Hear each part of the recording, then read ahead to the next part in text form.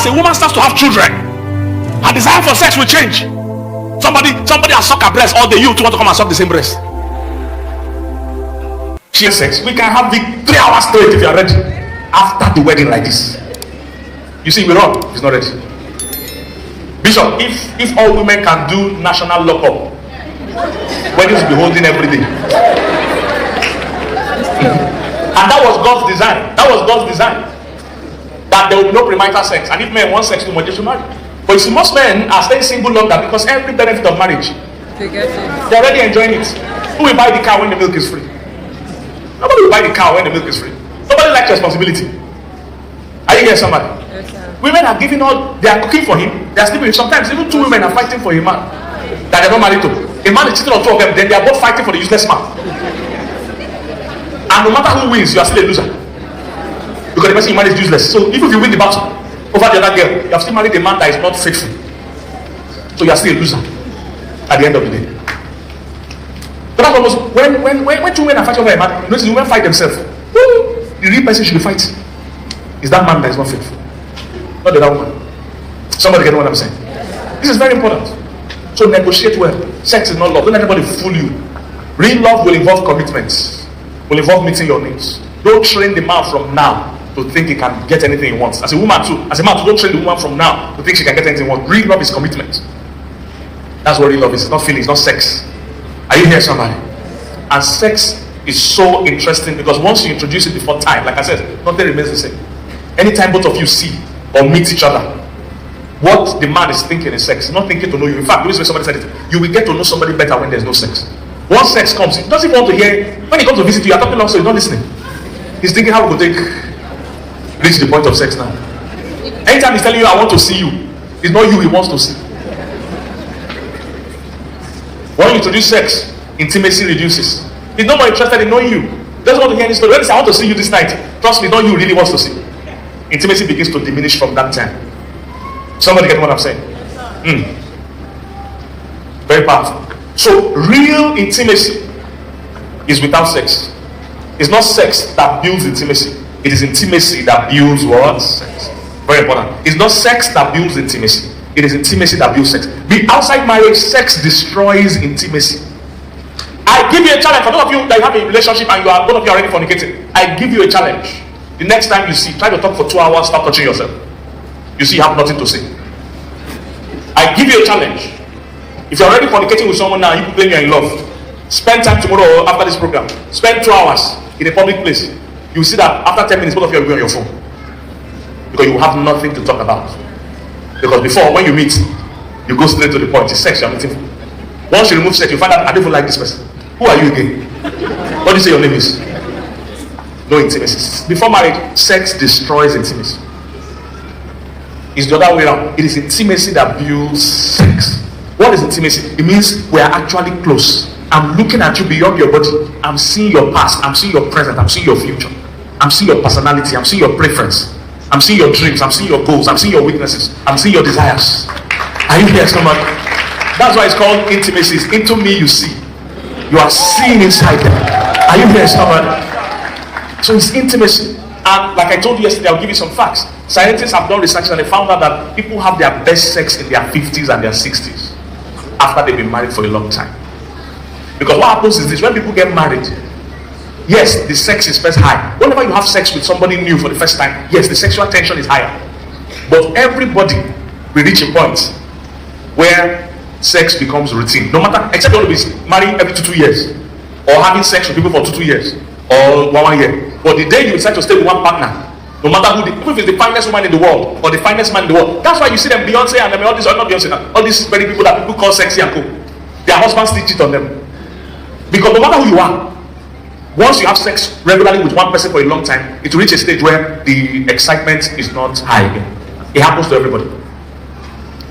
Because by that time, there's no more excitement, no more new expectation. You already know what will happen.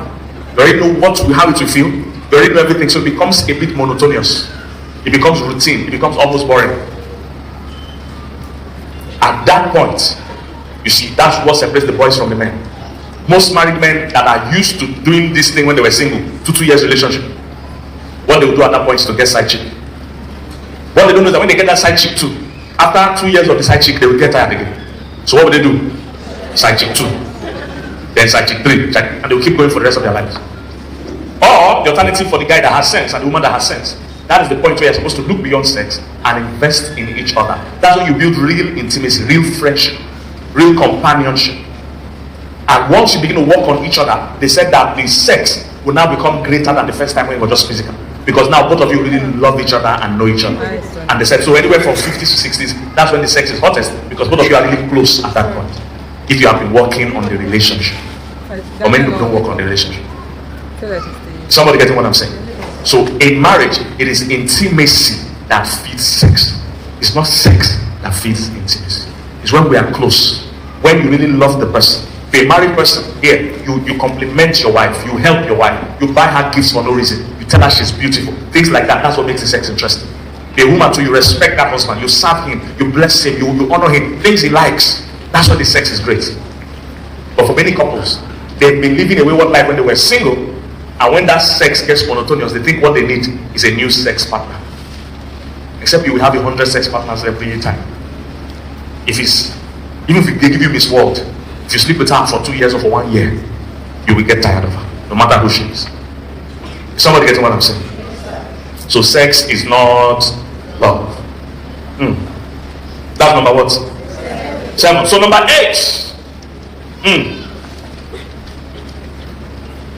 You are not the only one they are sleeping with. You are not what? The only one. Anybody having sex outside marriage, whether he's a married person or a single person, what you need to realize, guys, you are not the only one they are sleeping with. If somebody is having sex with you and they are not married to you, whether he's a married person or a single person, and he's having sex with you, chances are you are not the only one he or she is sleeping with. By the way, the world paints a picture as if men cheat more than women. Men don't cheat more than women. Every time a man is cheating, he's cheating with a woman. Is somebody get what I'm saying? They think men cheat more. No, men just cheat differently. That's why it appears men cheat more. No, men are cheating. So in case you're a man here and you're living a wayward life, you think you're the one that have sense, I'm laughing at you in advance. Because you are sleeping with somebody before marriage. You think you're the one that has prerogative to dance around. She too is wrong. The difference is that women are slick, they are smart. Men cheat more, women cheat better. That's what they say. So women too cheat. The difference is that because women are smarter, they catch men when men cheat. But men are not as detailed as women. So if a woman is cheating here, you can never do. Because she's generally a good multitasker. She can multitask. If a woman is cheating here, she will still be coming to church. Her department won't notice. Her husband won't notice. Even God will see her. She will still be doing her department work. Everybody's happy. She can multitask. If a man is cheating, usually his church attendance will drop. He can't maintain it too well. Then his love for his wife too will drop. He can't give her attention because he can't spread himself. The woman on the other hand, everybody's well taken care of. Husband is fine, boyfriend 1 is fine, boyfriend 2 is fine. She can multitask. And she's good with details. She's good with acting. All women are born with the gift of acting. It's not necessarily about things, how women survive. Men survive by strength. Women survive by sense. That is why if a woman wants to put you in trouble, it's very simple. She can do it without energy. She can start to cry. And once she's crying, people just support her. And don't beat you. Say, this man, you're a wicked man. They've never heard the story. I get what I'm saying. Women have been acting forever. That's how they've been surviving. Once they do pretty face, once they cry, once they say he pushed me, he beat me. As a counselor, they've trained us. When you're casting men and women and the wife say he beat me, ask specifically how. Because sometimes what the man says is beat is not beat. But she say he pained me. Somebody get what I'm saying? So women are smart. Women are smart. If a woman is here, it's the other that will carry her and drop her where she's cheating. You won't even know. Somebody get what I'm saying? But men, we are too slow. If a man is cheating, everybody will know. He's deleting chats. He's hiding his phone. He goes to bath, put his phone here, go and bath. You're already a suspect. You put your phone there, you wrap the pillow tight and sleep with hold it. You're already a suspect, you already know. When you want to here, she will give you the phone. Are you going to reply the chat? No.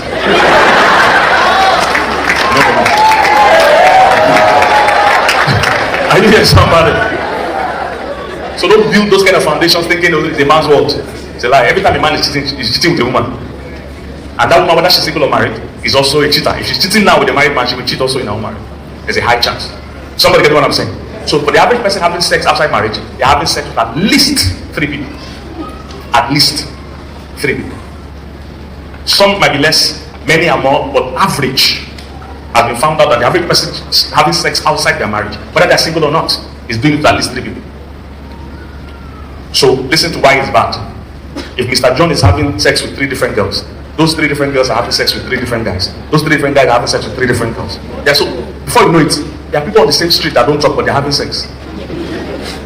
Because the guy is sleeping with one girl, and the girl is sleeping with one guy, and the guy is sleeping with that girl. One of my friends that used to be an Uber driver, say carried one girl on Uber. And in that one trip, the girl spoke to 5 different men. All her boyfriends. They all think they're the only one.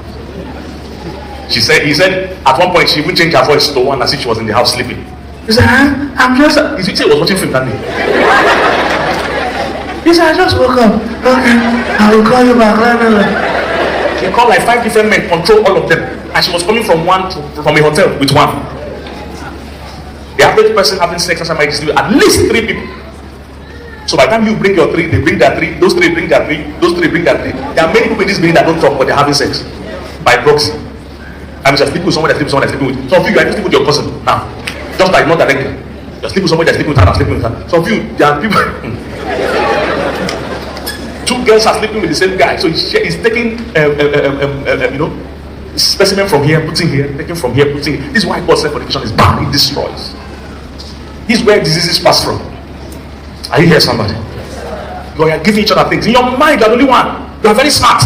There are some people you are sleeping with that you will never talk to. You don't even like them. But because you're sleeping with somebody that's sleeping with them, you are joining with them. I don't know that girl. You know her. In the spirit, you have both meeting.